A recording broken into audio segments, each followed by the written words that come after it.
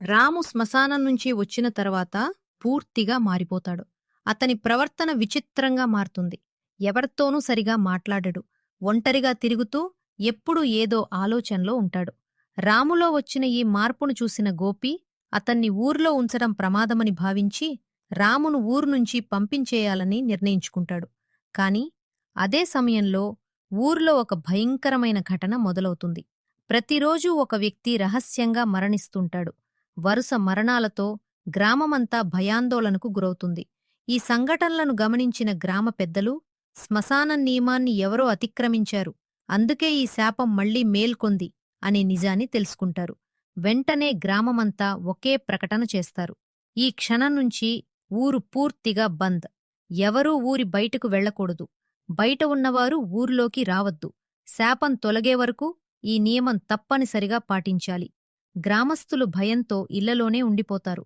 అయితే అదే రాత్రి నుంచి ఊరిలో వరుసగా అగ్ని ప్రమాదాలు ప్రారంభమవుతాయి. ఎటువంటి కారణం లేకుండానే ఇళ్లకు మంటలంటుకోవడం మొదలవుతుంది. ఆ దెయ్యం ఇప్పుడు ఒక్కో ప్రాణాన్ని తీసుకుంటూనే ఊరిని మొత్తం నాశనం చేయడానికి అసలు ఆటను ప్రారంభిస్తుంది. శ్మశానంలోకి గోపి తన స్నేహితుడు రామును వెతుక్కుంటూ వెళ్ళినా, తెలియక వెళ్ళినా శ్మశానం నియమాన్ని అతిక్రమించడం చాలా పెద్ద తప్పు. ఆ తప్పు వల్లే ఈ శాపం మళ్లీ మేల్కొంది. ఈ శాపానికి ఒకే ఒక్క పరిష్కారం ఉంది.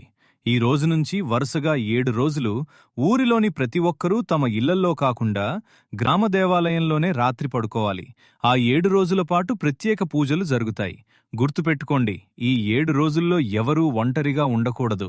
ఎవరూ ఈ నియమాన్ని అతిక్రమించినా ఆ దుష్టశక్తి ముందుగా వారినే బలి తీసుకుంటుంది. ఆ రాత్రి గ్రామస్తులందరూ గ్రామ దేవాలయంలోనే పడుకుంటారు. పూజలు నిరంతరం జరుగుతూనే ఉంటాయి.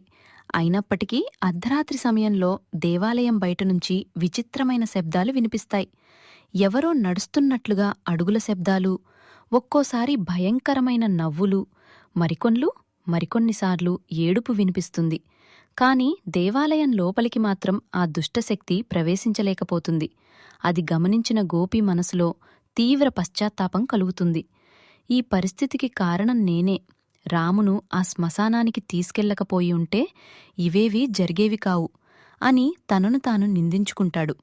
చివరికి గోపి ఒక కఠినమైన నిర్ణయం తీసుకుంటాడు. ఈ శాపాన్ని అంతం చేయాల్సిన బాధ్యత నాదే. నిజం తెలుసుకుని ఏమైనా చేసి ఈ ఊరిని కాపాడాలి.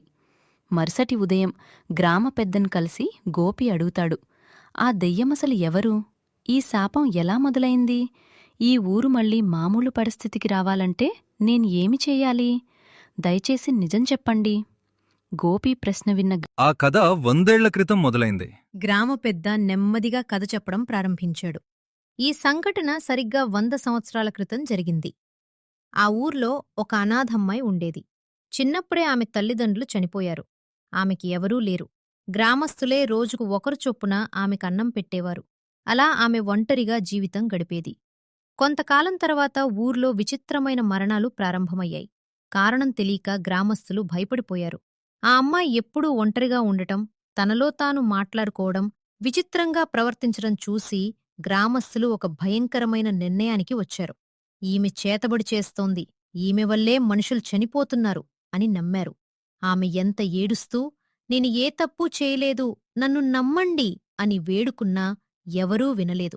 కోపంతో ఊరి ప్రజలు ఆమెను శ్మశానానికి ఈడ్చుకెళ్లి అక్కడే నిర్దాక్షిణ్యంగా చంపేశారు. చివరి శ్వాస తీసుకుంటూ ఆ అమ్మాయి కళ్లలో కన్నీళ్లతో ఒక శాపం పెట్టింది. నేను చేయని తప్పుకు నన్ను కన్యగా ఈ శ్మశానంలో చంపారు. ఈ రోజునుంచి ప్రతి అర్ధరాత్రి 12 గంటలకు ఈ శ్మశానంలోకి ఎవరు వచ్చినా వారి ద్వారా నేను ఈ ఊరి మీద నా ప్రతీకారం తీర్చుకుంటాను. ఈ ఊరిలో ఒక్కొక్కర్నీ చంపుతాను. నా ఆత్మకు న్యాయం జరిగే వరకు ఈ శాపం ఆగదు. తాతయ్య, దీనికసలు పరిష్కారం లేదా? ఈ శాపాన్ని ఆపడానికి ఏదైనా మార్గం ఉండాలి కదా? మార్గం ఉంది, కాని అది చాలా ప్రమాదకరం. ఏదైనా సరే చెప్పండి, ఈ ఊరిని కాపాడాలి. ఆ అమ్మాయి జీవితమంతా ఒంటరిగా గడిచిపోయింది. ఆమె కన్యగానే మరణించింది. ఆమె ఆత్మకు ప్రేమ, అనురాగం, కుటుంబం అనే సంతోషం ఎప్పుడూ దక్కలేదు. అందుకే ఆమె ఆత్మ ఇంకా